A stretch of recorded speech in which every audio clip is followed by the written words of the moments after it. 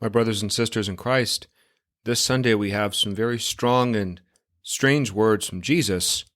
I have come to set the world on fire. The Lord be with you. A reading from the Holy Gospel according to Luke. Jesus said to his disciples, I have come to set the earth on fire, and how I wish it were already blazing.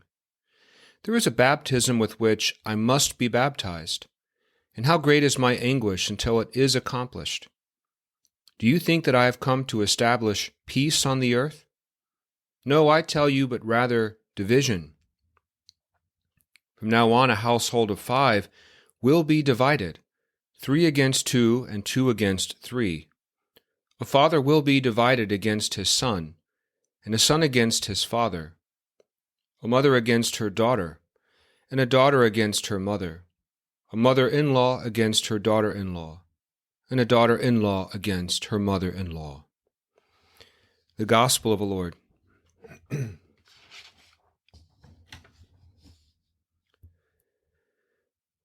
Almost 12 years ago to the day, the entrance to a mine in northern Chile collapsed, leaving 33 men trapped 2,300 feet beneath the surface of the earth.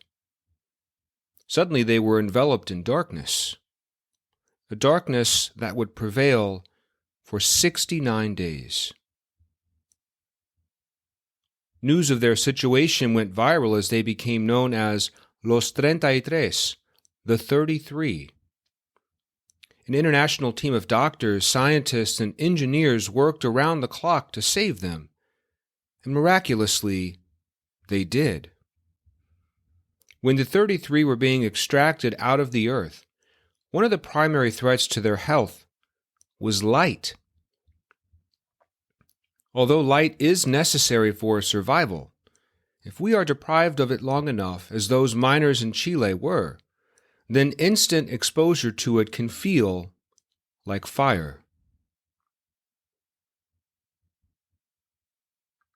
In today's Gospel, Jesus uses strong and strange language. I have come to set the world on fire, he says, and how I wish it were already blazing. What exactly is this fire that he's referring to? Does Jesus want to set the world ablaze or burn us like miners coming out of a cave?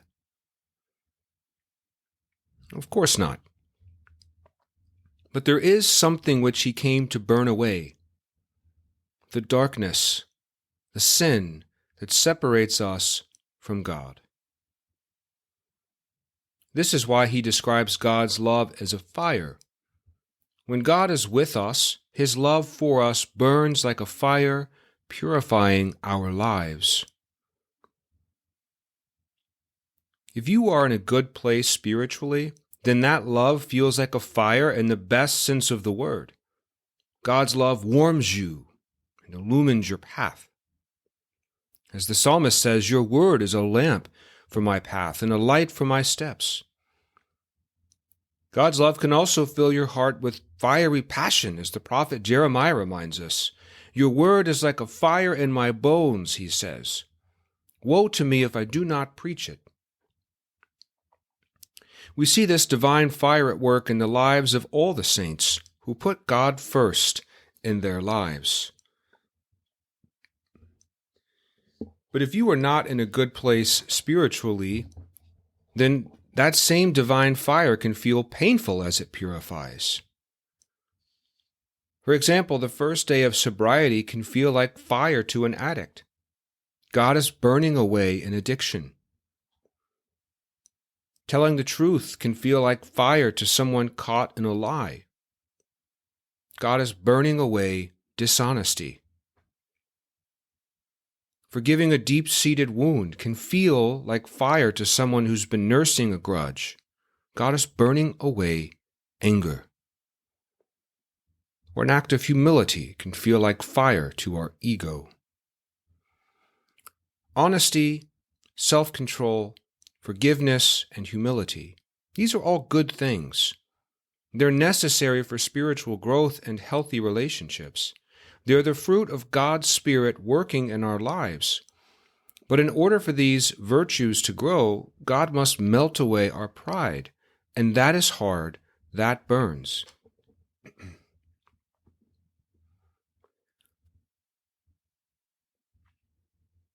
Think about those Chilean miners stuck inside a cave for 69 days. They were deprived of light for so long that immediate exposure to it would have singed their eyes and skin. They needed gradual exposure before returning to the light. Similarly, the more distant we are from God, the more His love can burn like a purifying fire. But the suffering it causes is meant to lead us to salvation. As the Book of Wisdom reminds us, the souls of the just are in the hand of God, because God tried them and found them worthy of Himself. As gold in the furnace, He proved them. As we emerge from various trials in life, we may find that our faith in God was tested and strengthened as gold in the fire. So what has my spiritual journey been like? Am I ever tempted to shy away from the light? Are there parts of me that the Lord still wants to purify?